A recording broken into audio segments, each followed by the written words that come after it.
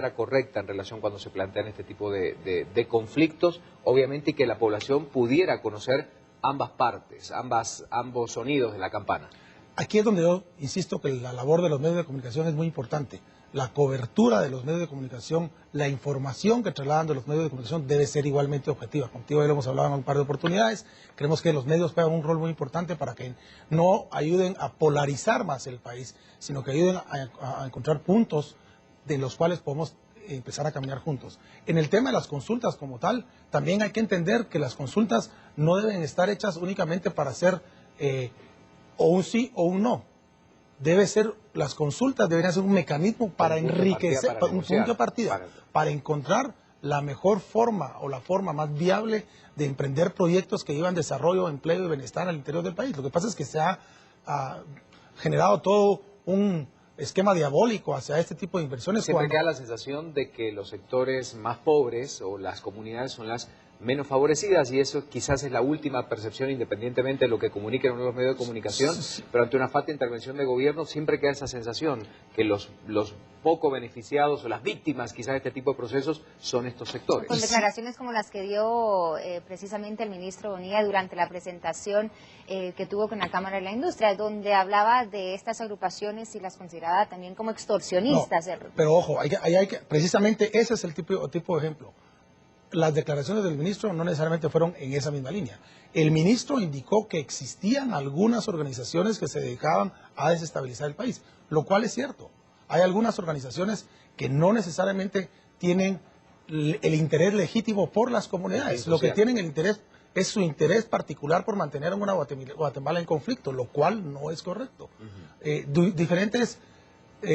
Suficientes diferencias tenemos como país, con un país tan multicultural y multiétnico, como para estar queriendo generar más problemas. Entonces, el tema de las consultas se ha vuelto un caballito de batalla para ciertas organizaciones que lo que quieren es generar conflicto entre los guatemaltecos, porque viven del conflicto. Ese es su modo de vivienda y su negocio. Y nosotros creemos que la mejor forma de poder sacar adelante a Guatemala es llevar desarrollo, oportunidades, empleo formal a los guatemaltecos, como tú bien decías, de manera en la cual haya un diálogo y pueda ser de una forma viable. Nosotros no estamos llegando a imponer. Y si hay empresas que no están cumpliendo con la ley, porque no están cumpliendo dentro del Estado de Derecho, que se les castigue. Pero también si hay grupos que estén en malas intenciones, que están amparados bajo el paraguas de grupos sociales, que tienen disque intereses en ciertas comunidades, pero que no están cumpliendo con la ley, que están fuera de la ley, que probablemente estén financiadas de manera anómala, que también les caiga la ley y que se respete el Estado de Derecho. Nosotros lo que buscamos es el bienestar de los guatemaltecos.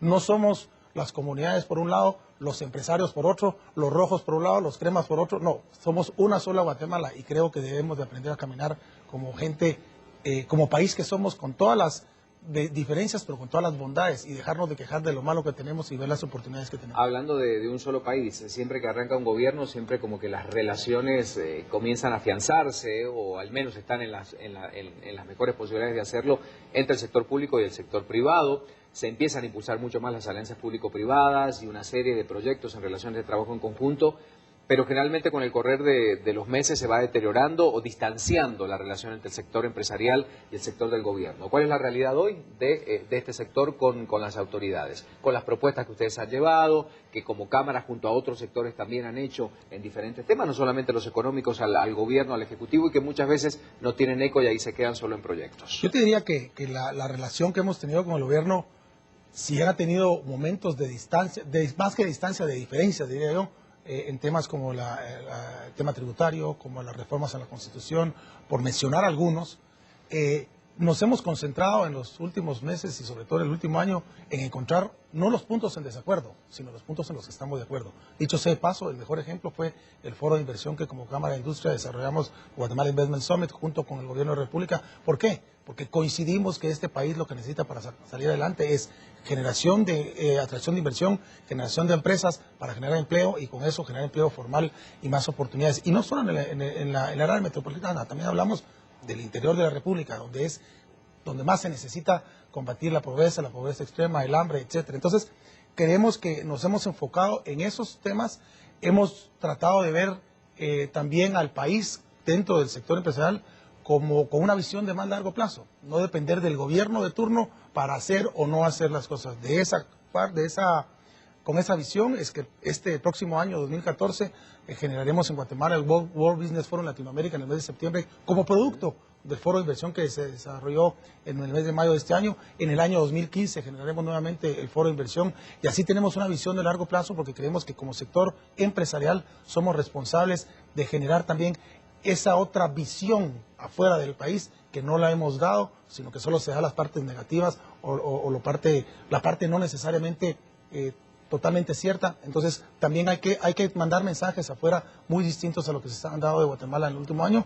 Y si vemos que este gobierno tenemos ciertos puntos de coincidencia, pues trabajaremos en los que coincidimos. En los que no coincidimos no vamos a seguir confrontando o no vamos a seguir generando polémica porque eso no nos lleva a nada. A principios de año el presidente Otto Pérez Molina precisamente recalcaba que este año sería el año del empleo, el año de la transparencia. ¿Usted considera que se han dado las medidas necesarias para cumplir lo que se decía al principio de año, la generación de empleo en Guatemala? Usted lo menciona, algo tan importante para sacar adelante el país. ¿Cómo estamos en materia? Precisamente partiendo de ese comentario, señor presidente, y de esa visión del señor presidente y de su gobierno, es que nosotros propusimos al presidente y a su equipo, sobre todo en parte del Ministerio de Economía, generar esta actividad en conjunto, porque creemos que esa es la forma de generar más empleo.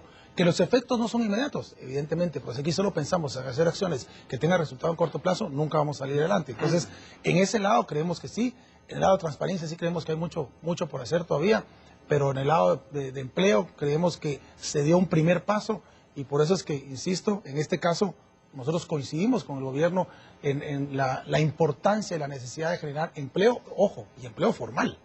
Esa es otra cosa muy importante porque no es únicamente tener empleo, sino que tener empleo formal. Entonces, en esa línea estamos caminando, en esa línea seguiremos caminando. Hay otras iniciativas que se han desarrollado del sector privado como Mejoremos Guate, que también creemos que va por esa misma línea de la generación de empleo, combatir la pobreza, la seguridad y todos los aspectos sociales también que estamos trabajando. Entonces, bajo este punto de vista, creo que tal vez no se han visto aún resultados concretos, pero hemos empezado a dar los primeros pasos en temas del ámbito económico. Vemos que en el ámbito económico no ha sido un mal año, vamos a tener uno de los crecimientos económicos más altos de Latinoamérica este año, se pronostica que va a ser un 3.5%. Si a eso le quitamos el crecimiento el crecimiento poblacional, que es del 2.5%, realmente no estamos creciendo como debiéramos crecer.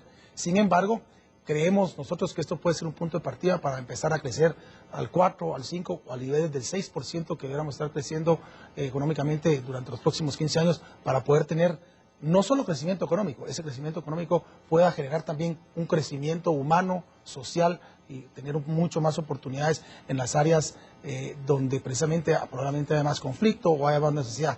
Y eso también sea un aliciente para ir superando nuestras diferencias. Sean puntos contrastantes con dos indicadores interesantes que se dan este año. El país mejora su clasificación como lugar para atraer inversiones, que esto es un dato positivo para Guatemala, pero recientemente la percepción justamente de cómo la corrupción está afectando a las distintas instituciones también ubica a Guatemala en una posición de retroceso. Estos son dos elementos contrastantes, insistiendo las autoridades en decir que el crimen organizado está muy enraizado también y muy vinculado a muchas estructuras de instituciones. ¿Qué piensan ustedes al respecto? Porque cuando se intenta mostrar una mejor Guatemala, con mejores indicadores, esta posibilidad de la entrada en vigencia del acuerdo de asociación con la Unión Europea y muchas otras herramientas que podría utilizar Guatemala para transformarse en un lugar muy atractivo dentro del contexto centroamericano, se ven contrastadas justamente con la corrupción y con los altos índices delictivos que hay en el país. Sí, no es fácil, déjame decirte que no es fácil. La experiencia de haber organizado el foro de inversión este año, nos tocó ir a promover el evento fuera del país y precisamente eso es lo que uno se encuentra cuando pregunta primero Guatemala. El ejercicio que hacía es, bueno, ¿y qué piensa? ¿Qué han escuchado ustedes de Guatemala? Y tenía 3 respuestas. Siempre he dicho que he tenido 3 respuestas. Las de los hipócritas que no se atrevían a decir, los que no saben mucho, porque no han escuchado mucho Guatemala, o los que realmente solo le hablan las cosas negativas. Entonces, creemos que es cierto, es una realidad, esos contrastes, dicho sea paso, ahí es donde creo que como Estado y como gobierno hay que hacer mucho trabajo, porque si bien por un lado revisamos los ingresos interanuales han crecido alrededor de un 10% interanualmente. Otro asunto es que no se alcance la meta fiscal, de recaudación fiscal que se haya puesto, porque eso creo que es un mal cálculo que se hizo y que de alguna forma también se les hizo ver. Y luego, así como crece el ingreso, pues también crece los egresos de una manera, yo diría, demasiado grande, y es ahí donde hay que hacer mucha labor para transparentar, para eficientar y para priorizar el gasto público como una de las primeras medidas para dar un paso positivo alrededor de la transparencia y de la corrupción. El factor del crimen organizado puede incidir en alguna otra forma, pero creemos que el primer paso debe darse porque el Estado también pueda transparentar y eficientar más todo lo que es el manejo del presupuesto y el manejo de las finanzas públicas.